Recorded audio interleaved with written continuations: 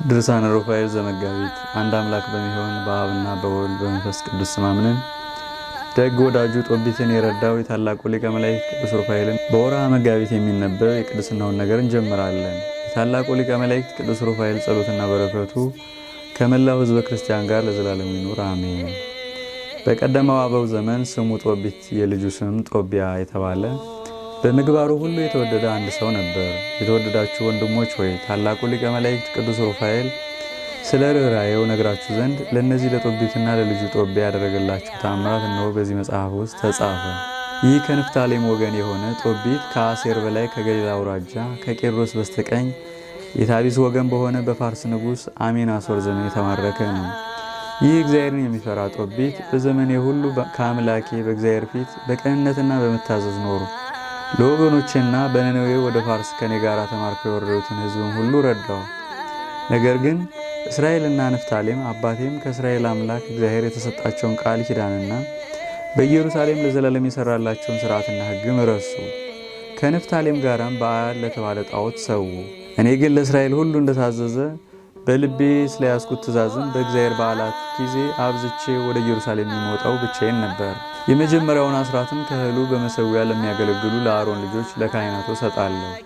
አባትና እናቴ ጥለውኝ ያሳደገችኝ የአባቴ እናት ዲቦራ እንዳዘዘችውም ሦስተኛ እጁን ለድሃ ሰጣለሁ። በየዓመቱም ኢየሩሳሌም እወጣለሁ። በጎለመስኩ ጊዜም ከሀገሬ ሰዎች ሚስት አገባሁ። ከእርሷም መልካም ልጅ ጦቢያን ወለዱ። ከነነዌ በተማረኩ ጊዜም ወንድሞቼና ዘመዶቼ ሁሉ የአሕዛብን ምግብ በሉ። እኔስ በልቤ እግዚአብሔርን አስባለሁና ሰውነቴን ከምግብ ጠበው። እግዚአብሔርም የቤቱ አዛዥ ሆን ዘንድ በአሜኔሶር ፊት የመወደድ ጸጋን ሰጠኝ። ወደ ምድያምም ሄጄ በራጊስ አውራጃ ለሚኖር ለታመነ ገባኤል 10 ወቄት ብር አደራ ሰጠሁት። አሜኔሶር በሞተ ጊዜ ግን ከእርሱ ተከትሎ ሰናክሬም ነገሰ። ይህ ንጉሥ ሰናክሬምም ሥራው የከፋ ልቡም ሰውን ለማጥፋት የጸና ነበር። ከእርሱ ዘንድም ወደ ምድያም ሄድ ዘንድ አልቻልሁም። በአሜኔሶር ዘመን ለወገኖቼ ብዙ መልካምን ነገር አደረግሁ። ለተራቡ ምግብን ለተራቆቱትም ልብስን ሰጠው። ከወገኖቼም መሃል ተገድሎ የተጣለ ያየሁትን አንስቼ ቀብራለሁ። በጭካኔው ብዙ ሰውን የፈጀ ንጉሥ ሰናክሬም በተመለሰ ጊዜ ከይሁዳ ሲሸሹ የገደላቸውን ሥጋቸውን ሰብስቤ ቀበርኋቸው። በድናቸውንም ክፉና ጨካኝ ንጉሥ ሰናክሬም በፈለገ ጊዜ ምንም አያገኝም ነበር። ነገር ግን ከነነዌ ሰዎች መሃል አንዱ ነገረኛ የተገደሉትን ሁሉ ሰብስቤ እንደቀበርኋቸው ለንጉሥ ሰናክሬም ነገረው። ንጉሡም በሰማ ጊዜ ይይዙኝ ዘንድ አዘዘ። እኔም ይህን አውቄ ተሸሸሁ። የንጉሡ ወታደሮች ግን ወደ ቤቴ መጥተው ቤቴን ፈተሹ፣ ገንዘቤንም ወሰዱ። ከሚስቴ ሐናና ከልጄ ጦቢያ በቀር የተውልኝ ነገር አልነበረም። ይህን ክፉ ንጉሥ ሰናክሬምን ሁለቱ ልጆቹ ገድለውት ወደ ደብረ አራራት እስኪሸሹ ድረስም ከተሸሸኩበት ሳልወጣ 55 ቀን ተቀመጡ። ከዚህ በኋላም አስረዳን የተባለ ልጁ ኢኪያክን በእርሱ ፋንታ ነገሰ። እርሱም የወንድሜ ልጅ የሆነውን የአናሄል ልጅ የአኪያክሮስን በመንግሥቱ ሥልጣን ላይ ሁሉ ሾመው። አኪያክሮስም ወደ ነነዌ እንድመለስ ማለደኝ። አኪያክሮስ የቤቱ አዛዥ አድርጎ የሾመው አክሮዶኖስ በተመለሱ ጊዜ ከሚስቴ ሐናና ከልጅ ጦቢያም ጋር አገናኘኝ። የተመለስኩባትም ቀን በቅድስት ሰንበት በባለ ጴንጠቆስጤን ዕለት ነው። በዚህች ዕለትም ግብዣ አደረጉልኝ።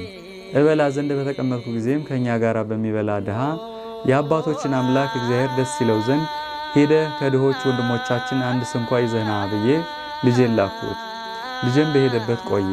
በተመለሰ ጊዜ ግን አባቴ ሆይ ወዳዘዝከኝ ስፍራ ሲሄድ ከወገናችን አንዱ ተገድሎ በአደባባዩ መተላለፊያ ውስጥ ተጥሎ አየሁ። ከወገናችን አንደኛው ቤት አግብቼው ተመለስኩ አለኝ። ልጄ ጦቢያም እንዲህ ብሎ በነገረኝ ጊዜ ምንም አልበላሁም አልጠጣሁም፣ ሐዘን ውጦኛልና። ዳግመኛም ነቢዩ አሞጽ በዓላችሁ ወደ ሐዘን ደስታችሁ ወደ ለቅሶ ይለወጣል ያለውን አስቤ አለቀሱ። ሲመሽም የሞተውን ሰው ቆፍሬ ቀበርሁት። ነገር ግን ብዙዎች ይህ ሰው ይገድሉ ዘንድ አያውቅምን? በንጉሡ ትእዛዝ የተገደሉትን እንደዚህ ያሉትን ሰዎች የሚቀብር ይገደላልና እያሉ ሲንሾኳሾኩ ሰማሁ። ከጥቂት ቀናት በኋላም ወደ መስክ ወጣው። ስፍራው ያማረ መዓዛውም ልብን የሚያስደስት እንደሆነ አየሁ። በዚያች ሌሊትም በዚያ ስፍራ ፊቴን ገልጬ ተኝቼ አደርኩ። በአጸዱ ጥግም ወፎች እንዳሉ አላስተዋልሁም ነበር። ፊቴ ተገልጦ ሳለም ወፎች ዓይኖቼ ላይ ኩሳቸውን ጣሉብኝ። ወደ ባለ መድኃኒት ብሄድም አላዳነኝም። አኪያክሮስም ብቻዬን ወደ ኤላሜድ እስክሄድ ድረስ ይመግበኝ ነበር። ሚስቴ ሐና ግን በሰው ቤት ታገለግል ነበር። ስለ አገልግሎቷም እመቤቶቿ የፍየል ጠቦት ሰጧት። ሚስቴ ሐናም ከእግዚአብሔር የምትጠብቀው የጸሎትህና የምጽዋትህ ዋጋ ወዴት አለ? እነሆ መከራ በዛ፣ ጨለማም ወረሰህ እንጂ ትለኝ ነበር። ከዚህ የሚስቴ ሐና ነገር የተነሳም የልብ ጭንቀት ያዘኝ። ነገር ግን ከብላቴንነቴ ጀምሮ ተስፋ የእርሱ ነውና በአምላኬ በእግዚአብሔር ተስፋ አልቆረጥሁም። በጽኑ ለቅሶና ጩኸትም አቤቱ አንተ በሕግህ ሁሉ እውነተኛ፣ ትእዛዝህም ቅንና እውነት የሆነ ዓለምን የፈጠርህ አምላኬ ሆይ ኃጢአተኛ ባሪያ እኔን አስበኝ። በኃጢአቴና አስቀድሞ በበደሉ አባቶቼ ኃጢአትም ቢሆን አትፍረድብኝ። ዛሬም ፍርድህ እውነተኛ ነውና በእውነተኛ ትእዛዝህ ስላልሄድን የኔን ኃጢአት የአባቶቼንም በደል ሁሉ ይቅር በለን። በላይም የወደድኸውን ፈጸም። የሐሰት ተግዳሮትን ሰምቼ ሐዘኔ በዝቷልና ከመኖር መሞት ይሻለኛል። ከዓለም ተለይቼ ሞት ዘንድም ነፍሴን የሚቀበል ላክልኝ። ከበደልም ንጹሕ ሆኜ የዘላለም ሕይወትን ወርስ ዘንድም አብቃኝ። ፊትህንም ከኔ አትመልስ እያልሁ ጸለዩ። የሊቀ መላእክት ቅዱስ ሩፋኤል ጸሎትና በረከቱ ከሁላችን ጋር ይሁን ለዘላለሙ አሜን። ልመናው ለዘላለሙ ከሁላችን ሕዝበ ክርስቲያን ጋር ይሁንና በወርኃ መጋቢት የሚነበብ ሊቀ መላእክት ቅዱስ ሩፋኤል ያደርገው ተአምር ይህ ነው። አቃቤ ሆት ሆኖ አምላኩን የሚያገለግል በመናብርት ላይ የተሾመ በእግዚአብሔር ፊት ለተልእኮ ከሚተጉ ቅዱሳን ሊቃነ መላእክት አንዱ ይህ ሊቀ መላእክት ቅዱስ ሩፋኤል ነው። እግዚአብሔር በሰጠው ሹመትም ማዕዘኗ ብርሃን በሆነ በእግዚአብሔር መንግሥት ውስጥ ሊቀ መላእክት ቅዱስ ሩፋኤልን ሲገባ ሲወጣ ያየ ከአበው አንዱ የያሬድ ልጅ የከበረ ሄኖክ ቅዱሳን ሊቃነ መላእክት ሚካኤልና ገብርኤልን ሩፋኤልን ብዛታቸው የማይቆጠር የብዙ የሆኑ አእላፋት መላእክትንም አየሁ አለ። ዳግመኛም ደግ አባት ሄኖክ ቅዱስ ሩፋኤል መካነ ነፍሳትን እንዳሳየው ተናገረ፣ እንዲህም አለ። ያን ጊዜ ከቅዱሳን ሊቃነ መላእክት አንዱ ቅዱስ ሩፋኤል ከኔ ጋር ሳለ እሊህ ስፍራዎች የሙታን ነፍሳት የሚከማቹባቸው ናቸው። ለእርሱም የተፈጠሩት የሰው ልጆች ነፍሳት እዚህ ይኖራሉ። እሊህ ስፍራዎችም እስከ ፍርድ ቀን እስከ ፍጻሜ ዘመንም የተጠበቁ ይሆናሉ። የፍጻሜ ዘመኑም እስከ ታላቁ የፍርድ ቀን በላያቸው ይሆናል። የሞቱ ሰዎች ነፍሳትን ድምፃቸው እስከ ሰማይ ድረስ ደርሶ ሲከሱ አየሁ። ያን ጊዜም ከኔ ጋር የነበረውን ሊቀ መላእክት ቅዱስ ሩፋኤልን ድምፁ እስከ ሰማይ እስኪደርስ እየተሰማ የሚከስ ይህ ነፍስ የማን ነው ብዬ ጠየቅኩት። ሊቀ መላእክት ቅዱስ ሩፋኤልም ይህ መንፈስ ወንድሙ ቃየል የገደለው የአቤል ነው። የቃየል ዘር ከገጸ ምድር ከሰው ልጆች ዘር መሃልም እስኪጠፋ ድረስ ወንድሙ ቃየልን ሲከስ ይኖራል አለኝ።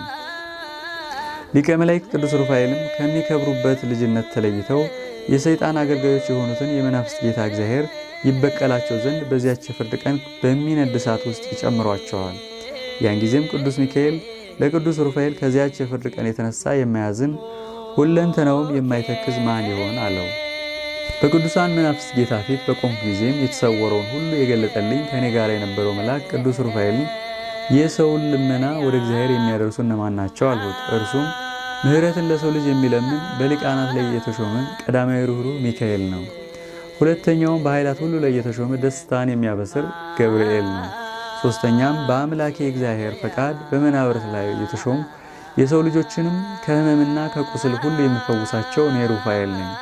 አራተኛም በንስሐ ለዳኑና ዘላለማዊ ሕይወትን ይወርሱ ዘንድ ስለሚገባቸው ሰዎች የሚለምን ፋኑኤል ነው። በመጀመሪያይቱ ዕለት እግዚአብሔር በቃሉ እንደኛ የሾማቸው ሌሎችም የመላእክት አለቆች አሉ።